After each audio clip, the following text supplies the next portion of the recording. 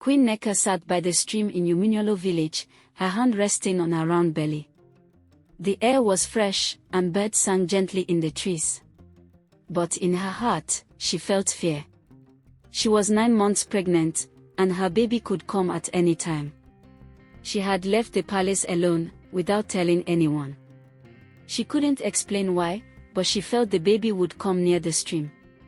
It was the same place where her mother once gave birth. But Queen Neka's heart was not at peace. Suddenly, a sharp pain struck her belly. She gasped and held her stomach. "Oh no," she whispered. "The baby is coming." She screamed for help. "Somebody, please help me." But no one answered. The trees just rustled quietly. The queen fell to her knees. Another pain hit her. Then another. She cried out, groaning and shaking. There was no one to help her. There, all alone by the stream, Queen Neka gave birth. Her body trembled, her clothes soaked with sweat. And then, the baby came out. The queen gasped as she looked at the baby. Her eyes opened wide. Her heart jumped. The baby was not brown like her. Not even close. The baby's skin was shining white. White like chalk. She stared at the baby, her mouth open. "How can this be?" she whispered. Her husband, King Ezelu, was a dark-skinned man. She too was dark. There was no way they could have a white baby. Tears rushed down her cheeks. "Ezelu will never believe me," she whispered. "He will think I slept with another man." She hugged the baby tightly and cried. "What do I do now? If I take you to the palace, the king will kill me." Her hands shook. Her eyes were full of pain. After a long silence, she wrapped the baby in a clean wrapper. She kissed his forehead. "I'm so sorry," she said. Then, with tears rolling like a stream, she stepped into the water and gently placed the baby in a woven basket, letting the current carry him away. The baby floated slowly, crying softly. The water took him farther and farther. Queen Neka turned away and ran through the bush, her face covered in shame. She reached a small compound deep in the forest, where an old midwife lived. "I need a baby," she cried. "Please help me." The midwife nodded, and from inside the hut came a baby boy, dark-skinned and healthy. Queen Neka paid her in gold. She took the baby, cleaned herself, and went back to the palace. There was celebration. Drums. Dancing. The people sang. The king was proud. "This is my son," he declared. They named him Obis. But Queen Neka was not happy. She smiled with her lips, but not with her heart. She could not stop thinking about the baby she had sent away. But deep in the stream, someone else had found him. The river carried the baby gently. His tiny hands moved, his soft cries mixing with the sound of the water. He floated past rocks and tall grasses, his basket spinning slowly. Deep under the river, something stirred.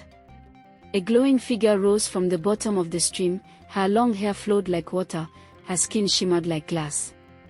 Her name was MERMAID, the water woman of Akabo River. She was not an ordinary mermaid. She was powerful. A spirit sent by the river gods to protect their world. She could feel the water speaking to her. "There is a child," the water whispered. "A gift has come." She swam quickly to the surface. Her eyes scanned the water until she saw the basket. Inside it, she saw the baby. She gasped. "What is this?" She gently lifted the baby out of the basket. He cried in her arms, and his skin shone brightly like moonlight. MERMAID's heart melted. "Who would leave such a beautiful baby here?" she asked aloud. "What mother would abandon a prince?" She looked around but saw no one. Only the trees stood quietly, hiding their secrets. MERMAID took the baby down into her underwater kingdom. The baby coughed. His body shook. He couldn't breathe. "Oh no! He's human," she cried. She held him close and touched his forehead. Her fingers glowed with soft light. She whispered an ancient river prayer. And then, she kissed the baby gently. Suddenly, the baby gasped. His legs shimmered, and turned into a shining silver tail. His eyes blinked open. He stopped crying. "You are one of us now," MERMAID said gently. She swam with him into her palace, hidden beneath the deepest part of the river. It was a kingdom of coral walls, shiny pearl floors, and glowing shells. The mermaids gathered around. "Who is he?" one asked. "Why is he glowing?" another whispered. MERMAID held him high. "This child is a gift from the gods," she said. "His name will be Yuzondo, the path of life." The mermaids bowed their heads in respect. But one of them, Ndioma, looked unsure. "He is not one of us," she whispered. "He's human." MERMAID looked at her, her eyes calm. "Maybe. But the river chose him. And now he belongs here." Yuzondo smiled for the first time. MERMAID held him close. She didn't know the full truth. She didn't know she had just taken the true crown prince of the kingdom above. Under the waters of Akobo River, baby Yuzondo grew fast. MERMAID raised him like her own child. She wrapped him in seaweed robes, sang him songs made of waves, and rocked him to sleep on soft beds of underwater moss. But something strange started happening. Wherever Yuzondo swam, the river changed. Corals that had turned gray over many years began to shine again. Sea plants grew taller. The fish became brighter and danced around him like he was their king. Even the water itself sparkled like silver when he touched it. "This has never happened before," whispered the mermaids. "He is powerful," said MERMAID. "I can feel it. The river responds to him." Yuzondo was different from the other mermaid children. He didn't look like them, his skin was glowing white, and his tail was a shimmering silver that flashed in the light. Yet, the mermaids loved him, especially Oloido, MERMAID's younger daughter. She was playful and bold. She swam with Yuzondo every day, teaching him games, showing him secret places in the river caves, and telling him stories about the human world above. "Why don't I look like you?" Yuzondo asked her one day as they floated above a glowing reef. Oloido smiled. "Because you are special. Maybe you were sent to us by the river gods. Maybe you are magic.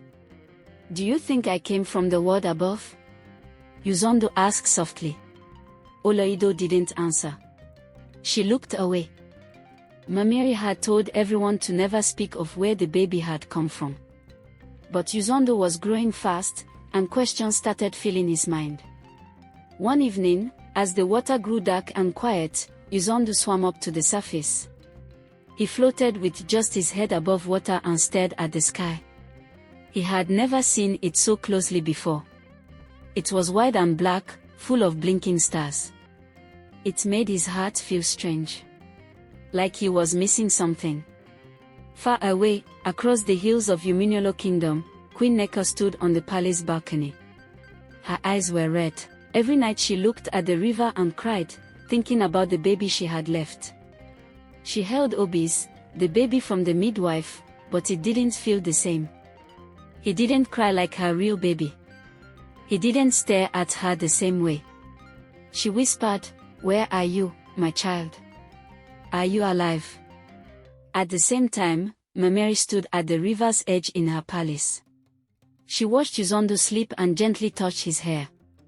She smiled, but something in her heart was uneasy. She still didn't know who he really was. She didn't know that in the world above, a kingdom was waiting for their true heir. The sun had not yet risen, but King Ezolo of Uminolo was already awake. He sat on his golden stool, his face hard and full of thought. He stared at the fire burning slowly in the center of his chamber. For years, he had watched Obis grow. The boy had his strength, his pride, his stubbornness, but still, something didn't feel right. Something deep in his spirit refused to rest. "Why do I feel empty?" the king asked himself. He stood up and walked into the royal shrine, a secret room where the scrolls of the ancestors were kept. The room was dark and quiet, filled with the smell of burning herbs. Only the king and the high priest were allowed inside. King Ezelu lit a lantern and opened the old wooden chest. Inside were scrolls made of dried palm leaf. He picked one and slowly unrolled it. His eyes scanned the sacred writings. Then he froze. One scroll said, "Every 200 seasons, a child is born with skin like the sky before dawn. He will carry the spirit of the gods. When he touches the river, it will glow. When he laughs, joy will spread. And when he is taken from the land, the kingdom will weaken." Ezelu's hands trembled. A white child. A glowing river. A missing prince. He remembered how Queen Neka had once gone into hiding before giving birth. How she returned with a dark child and offered no explanation. Could it be? He rushed to call the high priest, Dibia Ago, a wise man with grey beard and white chalk on his face. "Tell me the truth," the king commanded. "Was there a white child born in my house?" The Dibia closed his eyes. He threw cowries onto a leopard skin and whispered chants. Then he opened his eyes slowly. "Yes, my king," he said. "The gods have shown me. A child was born, one who was not meant to be hidden. He was taken by the river." King Ezelu's heart pounded. Taken by who? The priest looked up. "The river people. The merfolk. They have him." The king's hands clenched into fists. His jaw tightened. "So Neka lied to me." Back in her chamber, Queen Neka felt her chest tighten. Her body began to shake. She didn't know that her secret was now out in the open. Meanwhile, under the river, Uzondo was swimming near the riverbed when something strange happened. He saw a glowing rock. It called to him. He swam close and touched it. Suddenly, his mind was full of visions. He saw fire. Drums. A palace. A woman screaming. A king shouting. He held his head and screamed underwater. Olaido rushed to him. "What is it? What did you see?" Uzondo panted. "I saw a woman. She was crying. She looked like me." Mameri, watching from above, felt her heart sink. The boy was remembering. That night, the palace of Umunyolo was no longer calm. King Ezelu stood before the elders in the council hall. His voice was thunder. His eyes were fire. The scroll in his hand trembled as he raised it. "I have been deceived," he roared. "The child born to this kingdom, the child with the mark of the gods, was thrown away like a goat." The elders looked at each other in silence. No one dared to speak. Only one brave elder, Ichio Konta, stepped forward. "My king," he said carefully, "is this certain?" The king turned to him with rage in his eyes. "I have seen the scroll. I have spoken with the Dibia. My wife, Queen Neka, gave birth to a white-skinned child. She hid it. She replaced it." Gasps filled the hall. Women outside stopped sweeping. Guards froze. The truth was now a storm that could not be stopped. "Bring her to me," the king commanded. Soldiers rushed into Queen Neka's chamber. She screamed as they grabbed her arms. "My king! Forgive me. I was afraid." She fell at his feet. Her wrapper dragged along the floor. Her face was soaked with tears. Ezelu looked down at her, his heart heavy with pain and betrayal. "Where is the child?" he demanded. Her lips shook. "The river. I left him in the river." The whole room went silent. The Dibia Ago stepped forward. "The child is alive," he said. "The river spirits have taken him. He now lives with them, as one of them." The king's jaw tightened. "Then they have stolen my blood. They will return him, or face war." Under the water, Uzondo had not eaten since the vision. He sat on a coral rock, staring into nothing. Oleido swam to him and touched his hand. "You're quiet," she said gently. "I saw her again," he whispered. "The crying woman. I feel like she knew me." Mermaid floated nearby, hiding her sadness. She had kept a secret too long. That night, she entered her secret cave. Inside, she had kept the basket, the one the baby came in. The wrapper was still wrapped inside it, faded but real. She stared at it, tears floating in the water. "What if he must return?" she whispered to herself. But as she turned to leave the cave, she saw something else. A shell. Not just any shell, a royal shell used only in human kingdoms. Tied to the basket. Her face turned pale. "No," she breathed. "He is not just a child. He is the prince." Just then, a shadow passed outside the cave. It was Ndioma, the doubtful mermaid. She had been watching. And now, she knew everything. The river was quiet. Too quiet. Ndioma swam through the dark waters, her heart beating fast. The secret she had just discovered burned in her mind like hot oil. Uzondo was not just a lost child, he was the crown prince of the land above. She couldn't keep it to herself. She had never liked him. Ever since Mermaid brought the glowing baby into their world, Uzondo had taken all the attention. The river plants grew for him. The fish danced around him. Even the light followed him wherever he went. And now, knowing he was royalty. "That boy doesn't belong here," she hissed to herself. "He doesn't even belong to us." She swam past the coral walls and reached the border of the mermaid kingdom. There, hidden behind a curtain of seaweed, lived Okiki, an old sea spirit who had once been banished from the main kingdom. Okiki was sly. Dangerous. But Ndioma trusted him. "I need to speak with you," she said, entering his cave.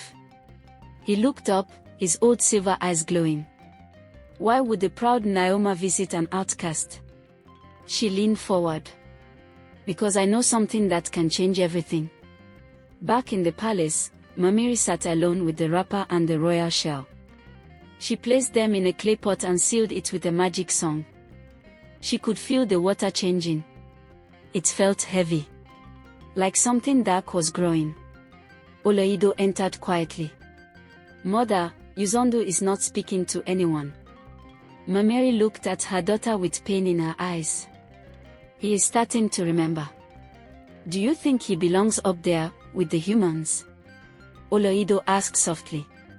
"I don't know," Mermaid replied. "But the water chose him. If the river brings him to us, then the river will decide his fate." But deep in her heart, she feared the humans would not wait quietly.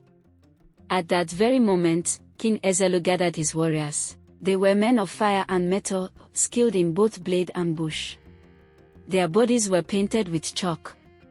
Their drums pounded through the night. "We go to the river at dawn," the king shouted. "We will speak to the river spirits. If they refuse, we take back what is ours." The Dibia raised his hands. "Do not use violence unless the gods agree." But the king was no longer listening. The pain of betrayal had blinded him. His heart beat not with wisdom, but with war. Back under the river, Uzondo floated above the palace dome. His eyes were closed, his hands stretched out, and a soft light pulsed around him. The corals below turned gold. The fish gathered in a circle. Even the rocks hummed with energy. He opened his eyes. "I don't know who I am," he whispered. "But something is calling me." Far away, in the shadows, Okiki and Ndioma watched from a distance. "He is not one of us," Okiki growled. "Then let the humans take him," Ndioma replied. "But not before we break him first." By morning, the river was not peaceful anymore. The birds no longer sang. The fish hid inside rocks. Even the frogs were quiet. From the edge of the riverbank, King Ezelu stood in full battle dress. His chest was covered in leopard skin, and his face was painted in chalk lines of war. His warriors stood behind him with spears and swords, their eyes fixed on the water. The drums of Uminyolo beat like thunder. The king stepped forward. "I call upon the spirit of the river," he shouted. "Return my son, or I shall take him by force." Silence. Then the river rippled. The wind blew. And slowly, from under the water, a glowing bottle rose to the surface. The dibia stepped forward and picked it up. Inside was a rolled piece of fish skin paper, glowing with soft blue light. He opened it and read aloud, "He belongs to the water now. The gods chose us to save him. If you want peace, you must come in peace." Signed, Queen Mermaid of the Deep. The king frowned. "Peace," he muttered. "They stole my son and now demand peace." The dibia whispered, "My king, the river speaks wisely. This Queen Mermaid did not kill the boy. She saved him." King Ezalu's hands clenched. "But she kept him from me." The dibia nodded. "Yes. But maybe there is a reason." Down in the river, Queen Mermaid watched from her water mirror. She saw the king. The army. The weapons. "They are preparing for war," she said. Olaido, standing beside her, was afraid. "Will they hurt us?" "No," Mermaid said softly. "Not if we do what is right." She turned to Uzondo, who sat quietly at the palace gate. "Come," she said. Uzondo swam slowly to her. His eyes were full of questions. "I kept the truth from you," Mermaid said. "You were not born in the water. You were born on land. You are not just a boy. You are a prince." Uzondo didn't move. He blinked slowly. "A prince?" he asked. "Why didn't you tell me?"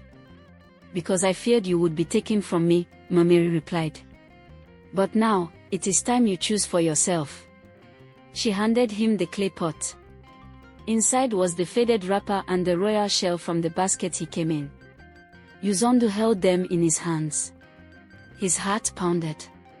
His breath slowed. And then, tears filled his eyes. He remembered the face of the woman who cried as she placed him in the basket. Her voice trembling as she whispered, "I'm sorry." "My mother," he whispered. Olaido stepped back.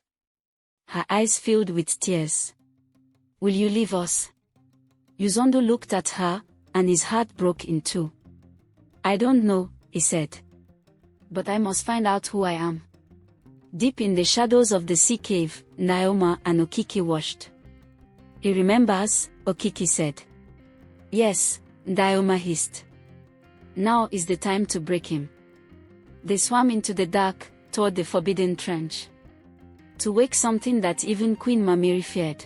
The waters of Akobu River were no longer peaceful. Somewhere far beneath the riverbed, past the coral caves and beyond the glowing reefs, there was a place no one dared to go, a deep, dark hole in the sea floor known as Ebe Ojo, the Forbidden Trench. It was said to be a prison. A place where ancient sea spirits had been locked away by the gods for causing chaos and war. No one went there. Not even Queen Mermaid. But Naoma and Okiki had come with a plan. "This is where we will find the one who can destroy him," Okiki whispered, his eyes glowing. Naoma clutched a piece of Uzondo's old seaweed cloth. "With this, we can draw the darkness." They floated before the trench. It looked like a giant's mouth, black and endless, with no light inside.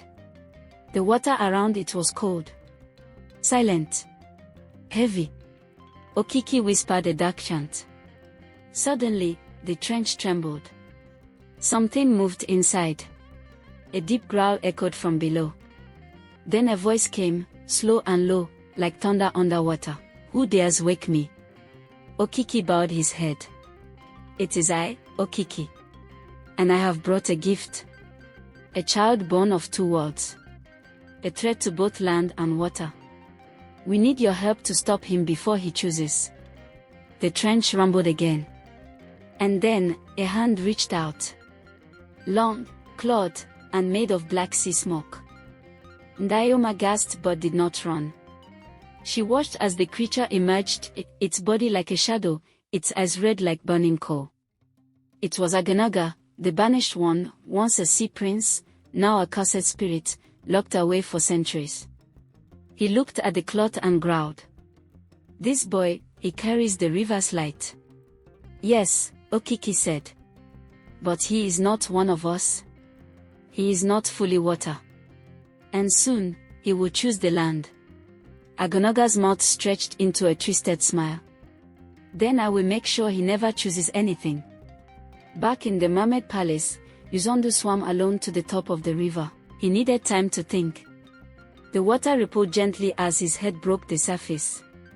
He looked at the forest beyond, at the sky, at the birds flying.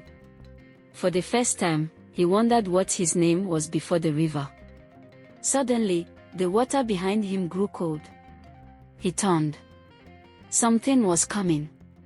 Dark shadows swirled in the water. The fish darted away in fear. The plants folded like scared children. Then from the deep, a giant wave exploded upward, throwing Yuzondo into the air. He screamed as he landed hard on a rock. Olaido rushed out from the palace. "Yuzondo!" But it was too late. From beneath the water, Aganaga rose, his eyes locked on Yuzondo. "You do not belong here," he growled. "You belong nowhere."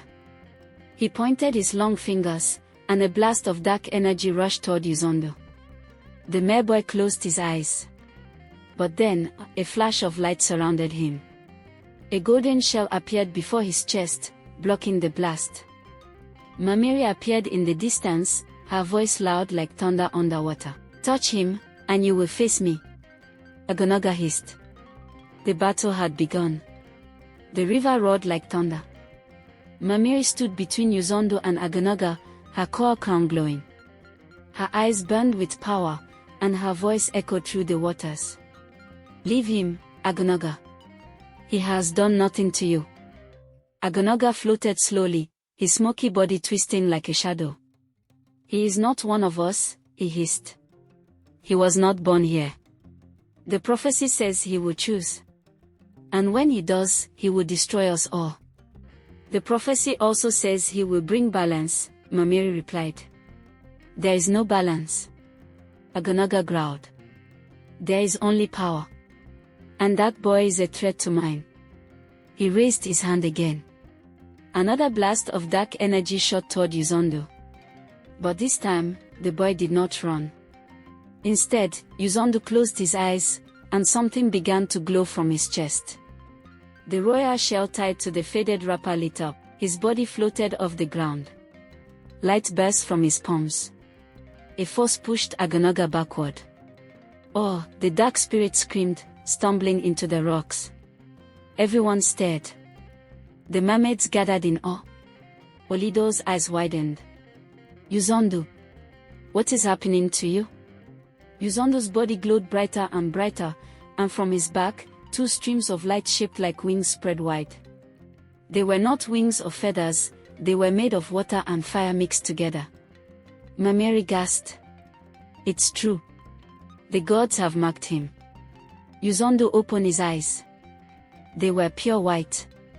He looked at Aganaga and said, in a voice not fully his own, "I was born from land, but raised by water. I belong to both. And I will protect both."